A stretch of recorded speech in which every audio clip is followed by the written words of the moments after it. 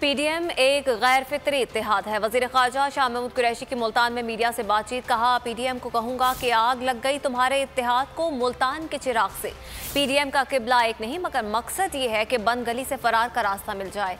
सिंध में गवर्नेंस के मसले से तवज्जो हटाने के लिए पानी का मसला छेड़ा जा रहा है। नून लीग और पीपल्स पार्टी के अंदर भी तकसीम है।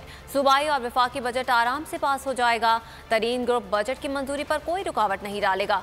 इमरान खान का माफिया के खिलाफ वाज़ेह मौक़िफ़ है कि उनका कहना है अपना है या पराया है, एहतसाब होगा। पीडीएम के इत्तेहाद को आग लग गई मुल्तान की चिराग से। मुख्तलिफुल ख्याल, नजरिया एक नहीं, सोच एक नहीं, मंशूर एक नहीं, निशान एक नहीं, किबला एक नहीं, लेकिन मकसद एक है। और मकसद क्या था? कहीं बंद गली से फरार का रास्ता मिल जाए।